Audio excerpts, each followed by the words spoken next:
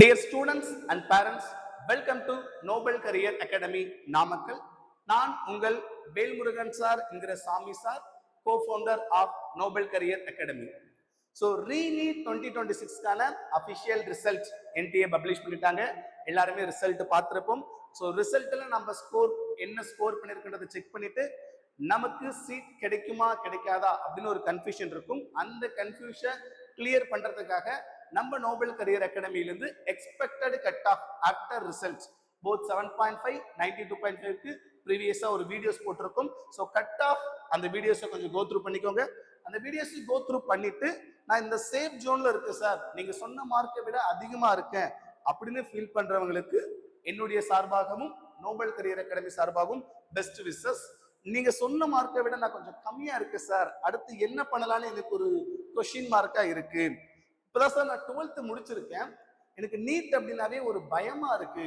காரணம் நீட் வச்சாங்க, மறுபடியும் ரீநீட்னு வச்சாங்க, எனக்கு ஒரு ஸ்ட்ரெஸ்ஸா இருக்கிற மாதிரி ஃபீல் இருக்கு சார் அப்படின்னு ஃபீல் பண்றவங்களுக்காகவே நம்ம நோபல் கரியர் அகாடமியிலிருந்து ஒரு ப்ராப்பரான மென்டாரிங் சிஸ்டமோட எம்பிபிஎஸ் தான் ட்ரீம் அப்படின்றவங்களுக்காக மட்டுமே நீட் 2027 ரிப்பீட்டர்ஸ்க்கான நியூ பேட்ச் ஸ்டார்ட் பண்றோம். அந்த நியூ பேட்ச் எப்ப நம்ம ஸ்டார்ட் பண்றோம் அப்படின்னா கமிங் ஜூலை 27 2026. ஸோ ஜூலை 27 2026 அன்னைக்கு நீட் 2027க்கான ரிப்பீட்டர் கோர்சஸ் நம்ம ஸ்டார்ட் பண்றோம். இந்த ரிப்பீட்டர் கோர்ஸ்ல ஒன்லி லிமிடெட் சீட்ஸ், சரிங்களா? ஸோ இந்த லிமிடெட் சீட்ஸோட லாஜிக் என்ன அப்படின்னா, எம்பிபிஎஸ் தான் என்னுடைய எய்ம், என்னுடைய டார்கெட் அப்படின்ற ஸ்டூடெண்ட்ஸுக்கு ஃபுல் சப்போர்ட் நாங்கள் பண்ணி 100% 100% அவங்கள டாக்டர் ஆகிறதுக்கான அஷ்யூரிட்டியோட ஸ்டார்ட் பண்ற கோர்ஸ் தான் நியூ பேட்ச் கமிங் 27 ஜூலை 2026. அப்ப இந்த ரிப்பீட்டர் கோர்ஸ் எங்க சார் இருக்கு, எங்க சார் நடக்கும் அப்படின்னு பார்த்தோம்னா, நாமக்கல் புது பஸ் ஸ்டாண்ட்ல இருந்து ஜஸ்ட் 3 கிலோமீட்டர் டிஸ்டன்ஸ்ல சேலம் போற வழியில, சேலம் மெயின் ரோட்ல கருங்கல் புதூர் இங்க லொக்கேட் ஆயிருக்கிற காமராஜர் ஸ்கூல் கேம்பஸ்ல தான் நம்ம நீட் 2027க்கான ரிப்பீட்டர்ஸ்க்கான ஆஃப்லைன் கிளாஸஸ் நம்ம கண்டக்ட் பண்றோம். So NEET 2027 repeaters course starts on 27/7/2026. Location Kamarajar school campus Namakkal. So உங்களுக்குள்ள ஒரு சின்ன கொஸ்டின் மார்க் வரலாம், தமிழ்நாடு முழுசா நிறைய இன்ஸ்டியூட் இருக்கு சார், அதுவும் குறிப்பா சென்னை, சேலம், நாமக்கல், கோயம்புத்தூர், மதுரை, திருச்சி, திருநெல்வேலி நிறைய இன்ஸ்டியூட்ஸ் இருக்கு சார்.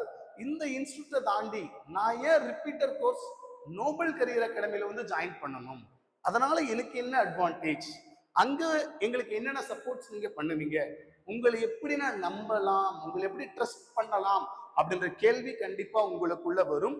அந்த கேள்விக்குண்டான ஃபுல் கான்செப்ட் தான் இந்த வீடியோ. ஸோ இதுல ஃபர்ஸ்ட் லாஜிக்கா அகாடமிக்கை பொறுத்தளவுக்கு நம்ம என்ன பண்ண போறோம் அப்படின்னா, separate classes for Tamil and English. So Tamil மீடியம்க்கும் இங்கிலீஷ் மீடியம்க்கும் தனித்தனி கிளாஸஸ். ஸோ தமிழ் மீடியமை பொறுத்தளவுக்கு நீட் பேட்டர்ன் படி கொஸ்டின் பேப்பர் எப்படி நம்ம தமிழ் சூஸ் பண்ணோம்னா தமிழ் இங்கிலீஷ் ரெண்டும் கலந்து வருமோ அதே மாதிரி கொஸ்டின் பேப்பர்ஸ் கொடுப்போம். அதே மாதிரி தமிழ்ல மட்டுமே ஃபுல் அண்ட் ஃபுல் மெட்டீரியல், இங்க இருக்கிற பாட புத்தகம் எல்லாமே எப்படி இருக்கும்னா தமிழ்ல மட்டும்தான் இருக்கும். அவங்களுக்கு போற ஸ்டாஃப்ஸ் எல்லாமே ஃபுல் அண்ட் ஃபுல் தமிழ்ல மட்டும்தான் டீச் பண்ணுவாங்க, தமிழ்ல மட்டும்தான் சொல்லிக் கொடுப்பாங்க. இப்போ ஒரு சில இன்ஸ்டியூட்ல எடுத்துக்கணும் அப்படின்னா தமிழ் மீடியம்னு சொல்லி அட்மிஷன் போடுவாங்க, ஆனா இங்கிலீஷ் கிளாஸோட கம்பைன் பண்ணி விட்டுருவாங்க. இல்லைன்னா question paper full and full பார்த்தோம்னா இங்கிலீஷ்ல கொடுத்துருவாங்க, மெட்டீரியல்ஸ் ஏதோ ஒன்று கொடுத்துட்டு ஃபுல் அண்ட் ஃபுல் இங்கிலீஷ்ல அதிகமா கான்சென்ட்ரேட் பண்ண மாதிரி பண்ணுவாங்க. இங்க நாம என்ன பண்றோம்னா தமிழ் மீடியம்க்குனே தனி கிளாஸ், இங்கிலீஷ் மீடியம்க்குனே தனி கிளாஸ். கொஸ்டின் டிஸ்கஸ் பண்ணும் போதும் சரி, வேற ஏதாச்சும் ஒரு ஐடியாலஜி ஃபாலோ பண்ணும்போதும் சரி, தமிழ் இங்கிலீஷ் கம்பைன் பண்ணி எல்லாம் பண்ணுவாங்க. அதனால அவங்களுக்கு தமிழ்ல படிக்கிற மென்டாலிட்டியே போயிடும், சரிங்களா? ஸோ தமிழ் மீடியம்க்கு ஃபுல் அண்ட் ஃபுல் தமிழ்ல மட்டுமே நம்ம டீச் பண்ணுவோம். தமிழ் பிளஸ் இங்கிலீஷ்ல கொஸ்டின் பேப்பர் இருக்கும், solution, physics, explanation Tamil plus English ரெண்டுலையுமே இருக்கும், சரிங்களா? இங்கிலீஷ் மீடியம் ஸ்டூடெண்ட்டை பொறுத்தளவுக்கு இங்கிலீஷ் தமிழ் ரெண்டுலுமே கிளாஸஸ் இருக்கும். Content, technical aspect full and full இங்கிலீஷ்ல இருக்கும். ஒரு சில எக்ஸ்பிளனேஷன்ஸ் மட்டும் தமிழ்ல இருக்கும். ரீசன், நம்ம என்னதான் இங்கிலீஷ்ல படிச்சாலும் நம்ம மதர் டங், நம்ம தாய்மொழியில ஒரு சில எக்ஸ்பிளனேஷன்ஸ் தெரிஞ்சுக்கும் போதுதான் நமக்கு ஈஸியா அண்டர்ஸ்டாண்ட் ஆகும். சரிங்களா? ஸோ ஃபர்ஸ்ட் லாஜிக்கா separate classes for Tamil and English. Tamil medium ஸ்டூடெண்ட்டுக்கும் இங்கிலீஷ் மீடியம் ஸ்டூடெண்ட்டுக்கும் தனித்தனி கிளாஸஸ். செகண்ட் அகாடமிக் லாஜிக் என்ன அப்படின்னா, ஒவ்வொரு கிளாஸ்லயும் மேக்சிமம் 50 ஸ்டூடெண்ட்ஸ். சரிங்களா?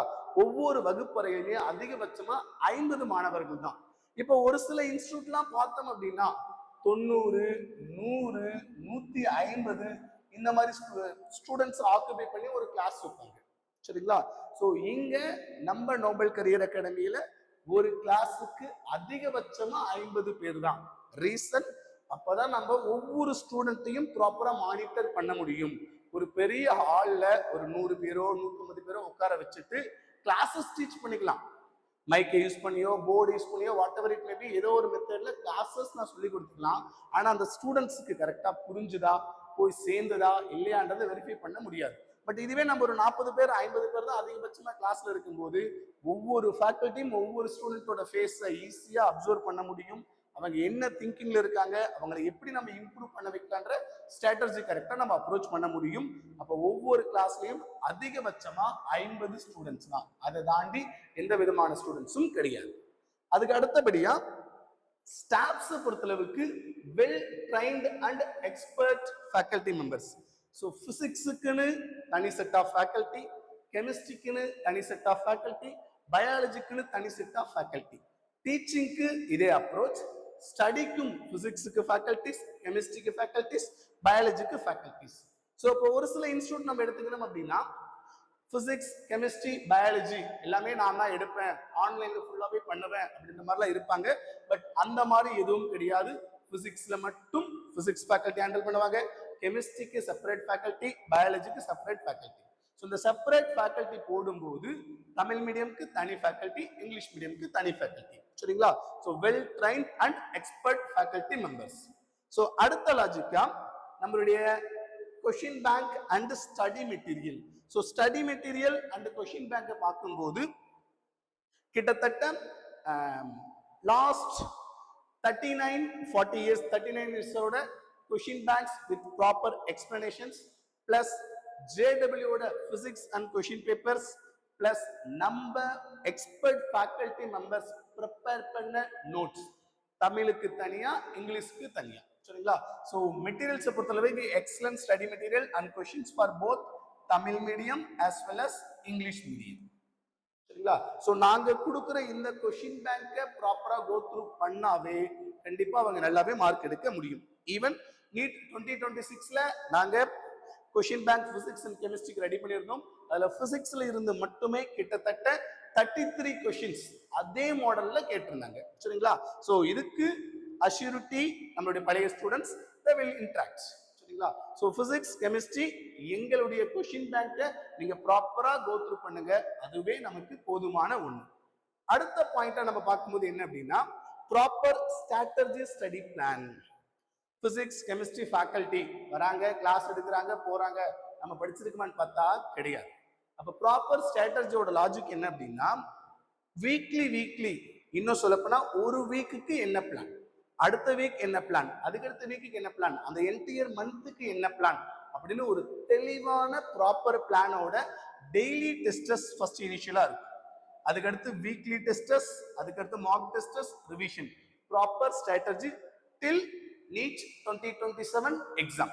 ஒரு ஸ்டூடெண்ட் ஆஸ்பெக்ட்ல என்ன டைம்ல எப்படி திங்க் பண்ணா நம்ம மார்க் கோ த்ரூ பண்ண முடியும், எந்த டைம்ல எந்த சப்ஜெக்ட் படிக்கலாம், அந்த டெஸ்ட்டுக்கு உண்டான டிஸ்கஷன்ஸ் எப்படி பண்ணலாம் அப்படின்றத ஃபுல்லாவே கோ த்ரூ பண்ணி எங்க expecting study plan through the இயருக்கு ரெடி பண்ணி வச்சிருக்காங்க. அந்த ஸ்டடி பிளான் அந்த ஸ்ட்ராட்டஜி நீங்க ஃபாலோ பண்ணீங்கன்னாவே கண்டிப்பா உங்களால நீட் 2027 சக்சஸ் பண்ணிக்க முடியும். அடுத்த ஸ்ட்ராட்டஜியா பார்க்கும்போது நான் ரொம்ப படிக்கிறேன் சார் ஆனா மார்க் வரல, ஒரு சிலர் என்னை விட கம்மியான நேரம் தான் சார் படிக்கிறான். அப்ப இங்க எப்படி ஒர்க் பண்றோம், hard work plus smart work. சரிங்களா?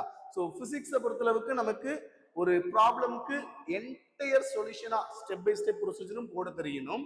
இந்த ப்ராப்ளமா டைரக்டா இந்த ஷார்ட்கட் இருக்குன்ற ஐடியாவும் தெரியணும். அப்ப அங்க ஹார்ட் ஒர்க் ஸ்மார்ட் ஒர்க் ரெண்டுமே சேரும் போது சக்சஸ் நமக்கு சீக்கிரம் வரும். இந்த ஹார்ட் ஒர்க் ஸ்மார்ட் ஒர்க்குக்கும் நம்ம ஃபேக்கல்டிஸ் எந்த யூனிட்டுக்கு எப்படி கோ த்ரூ பண்ணணும், என்ன சப்ஜெக்ட்டுக்கு எந்த மாதிரியான ஷார்ட்கட்ஸ் இருக்கு, அதில் எப்படிலாம் பாயிண்ட் அவுட் பண்ணி எடுக்க முடியும் அப்படின்றத உங்களுக்கு கிளியரா சொல்லிடுவாங்க. ஸோ அடுத்த அகாடமிக் அப்ரோச்சா பார்க்கும்போது இண்டிவிஜுவல் மென்டாரிங். ஸோ இந்த இண்டிவிஜுவல் மென்டாரிங்கோட லாஜிக்கே கிளாஸ்ல 50 பேர் இருக்கும்போது அந்த 50 பேரோட teachers, expert faculty members interaction பண்ண முடியும். அந்த இன்டராக்ஷன் பண்ணி அவங்களுடைய டவுட்ஸை கிளியர் பண்ண முடியும். பிளஸ் அவங்கள மென்டார் பண்ணி எப்படி நம்ம இன்னும் அவங்களுடைய மார்க்கை இம்ப்ரூவ் பண்ண வைக்கலாம். 1-to-1 interactions. ஒரு ஸ்டூடெண்ட் ஒரு பேரண்டோட குறைஞ்சது ஒரு ஸ்டூடெண்ட் ஒரு எங்களுடைய எக்ஸ்பர்ட்டோட குறைஞ்சது ஒரு வீக்குக்கு மினிமம் 2 or 3 times இன்டராக்ஷன் இருக்கு. சரிங்களா? அந்த இன்டராக்ஷன் வச்சு அந்த ஸ்டூடெண்ட்ஸுக்கு அகாடமிக் ஆஸ்பெக்ட்ல என்ன நமக்கு டிராபேக் இருக்கு, இல்ல வேற பர்சனலா ஏதாச்சும் இஷ்யூ இருக்கா, அவங்களை எப்படி இம்ப்ரூவ் பண்ண வைக்கலாம், அவங்களுடைய மார்க் எப்படி கேதர் பண்ண வைக்கலாம்ன்றத இண்டிவிஜுவல் இன்டராக்ஷன்ஸ் இருக்கும். இப்படி இந்த இண்டிவிஜுவல் இன்டராக்ஷன்ஸ் பண்றதுனால நமக்கு இன்னும் என்ன ஒரு விதமான சொல்ல முடியும்னா, ஒவ்வொரு ஸ்டூடெண்ட்டும் என்னென்ன எரர் பண்ண முடியும், அவங்களுடைய எரர் ஐடென்டிஃபை பண்ண முடியும். அந்த எரர் ஐடென்டிஃபை பண்ணிட்டு எப்படி நம்ம கரெக்ட் பண்ணலாம், detailed analysis of mistakes and constructive feedback for improvement. ஒவ்வொரு ஸ்டூடெண்ட்டும் என்னென்ன தப்பு பண்ணலான்றத நம்ம இண்டிவிஜுவலா இன்டராக்ட் பண்ண மாதிரி கண்டுபிடிக்க முடியும். ஸோ நம்மளுடைய கிளாஸஸ் சொல்லுவோம் எரர் அனாலிசிஸ் நோட்டை மெயின்டைன் பண்ணுங்கன்னு. சரிங்களா? அந்த ஐடியாலஜி நீங்க ஃபாலோ பண்ணீங்கன்னாவே போதும். ஸோ 100% யாருமே அக்யூரேட் கிடையாது. நம்ம என்ன தப்பு பண்றோம், பிசிக்ஸ்ல என்ன தப்பு பண்றோம், கெமிஸ்ட்ரியில என்ன தப்பு பண்றோம், பயாலஜில என்ன தப்பு பண்றோம்ன்றத ஃபர்ஸ்ட் கண்டுபிடிச்சிட்டோம்னாவே நம்ம கண்டிப்பா ரெக்டிஃபை பண்ணிக்க முடியும். அடுத்த அகாடமிக்ல இருக்க ஒரு முக்கியமான லாஜிக் தான் co-founders as faculty members. So டைரக்டா மேனேஜ்மெண்ட்ல இருக்கிற பர்சன்ஸே உங்களுக்கு டீச்சிங்ல வருவாங்க. ஸோ அப்போ டீச்சிங்ல வரும்போது உங்களுடைய அகாடமிக் ஆஸ்பெக்ட்லையும் நீங்க கேட்டு கோத்ரூ பண்ணிக்கலாம். பிளஸ் டைரக்ட் மேனேஜ்மெண்ட்டோட ஒரு ஃப்ரெண்ட்லி அப்ரோச்லயும் இருக்க முடியும். அப்ப நாங்க டைரக்டாவே உங்களுக்கு டீச் பண்ணும்போது அப்ப எந்த மாதிரியான ஸ்ட்ராட்டஜி கொடுத்தா மார்க் இம்ப்ரூவ் பண்ண முடியும். சரிங்களா? Both student aspect, faculty aspect, then management aspect, 3 point of வியூலையும் நாங்க திங்க் பண்ணி தான் இங்க ஒர்க் பண்ணுவோம். அதனால கோஃபவுண்டர்ஸே உங்களுக்கு டைரக்டா பிசிக்ஸ் ஹேண்டில் பண்ண வரதுனால பிசிக்ஸ்ல நீங்க எந்த விதமான ஐயப்பாடும் பட வேண்டிய அவசியம் இல்லை. So direct instructions and wisdom from our visionary leaders. அடுத்த ரெகுலர் பேரண்ட் மீட்டிங்.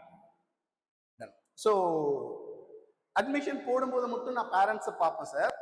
அதுக்கடுத்து தீபாவளி பொங்கல் லீவுக்கு அனுப்பும் போது பார்ப்பேன், இல்லைன்னா நீட் 2027 தான் பார்ப்பேன்.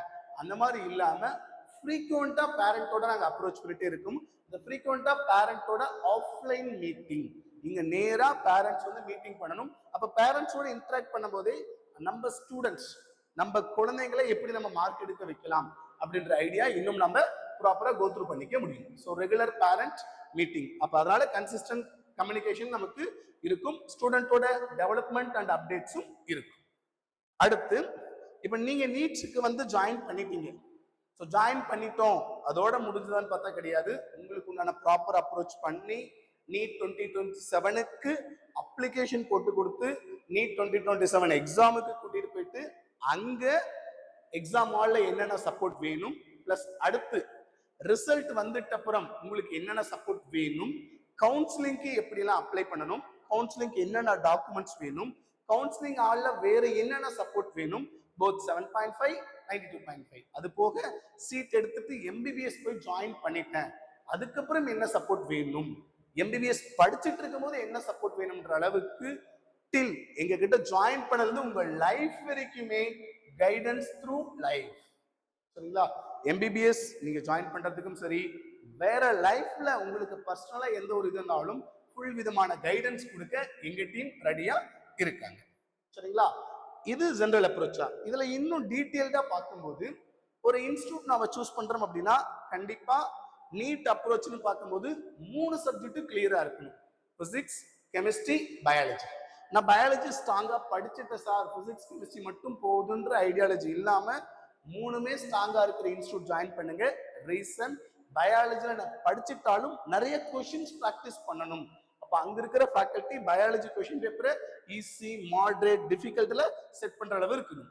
அடுத்த பிரியாரிட்டியா கெமிஸ்ட்ரி. ஸோ கெமிஸ்ட்ரியில நீட் ஆஸ்பெக்ட்ஸ் நம்ம பார்க்கும்போது கண்டிப்பா மாடரேட் டு டிஃபிகல்ட் லெவல்ஸ்ல கொஸ்டின் செட் பண்ற மாதிரி இருக்கணும்.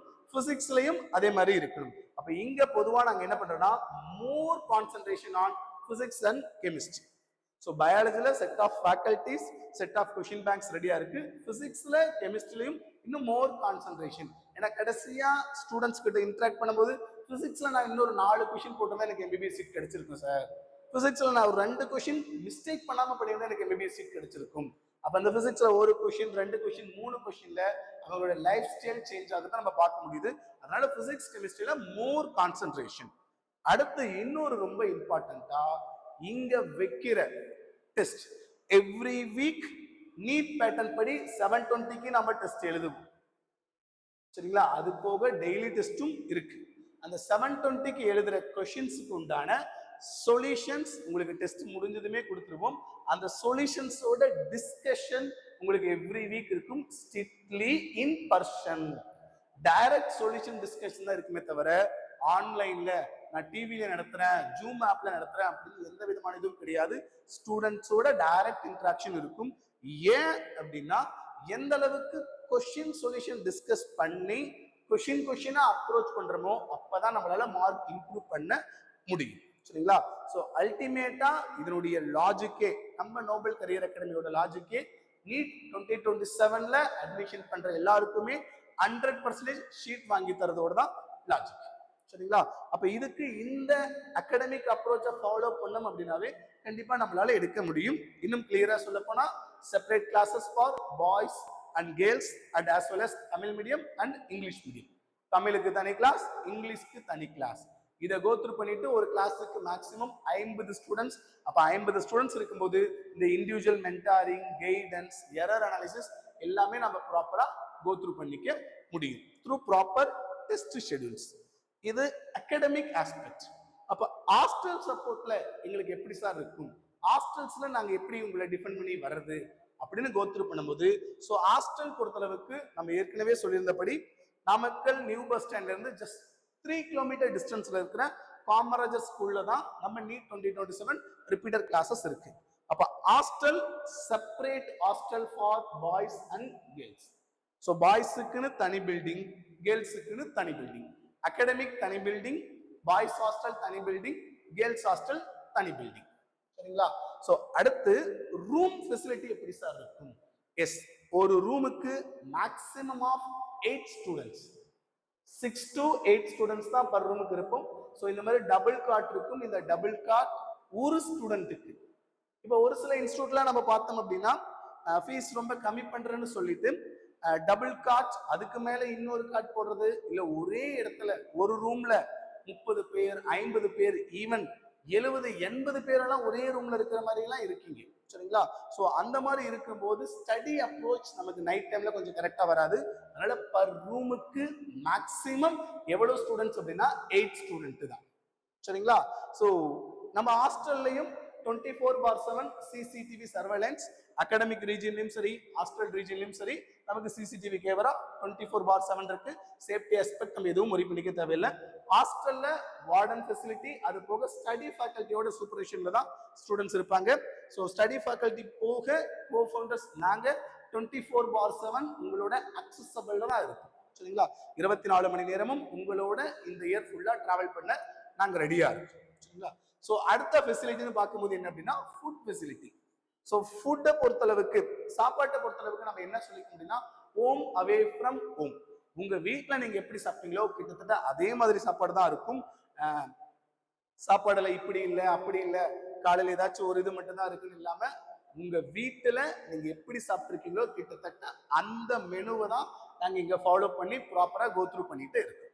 கோஃபவுண்டர்ஸ், ஸ்டாஃப்ஸ் எல்லாருமே அந்த ஃபுட்டு தான் எடுத்துக்கணும். சரிங்களா? ஸோ சாப்பாடை வச்சு எந்த விதமான ஒரியும் கவலையும் நீங்க பட தேவையில்லை.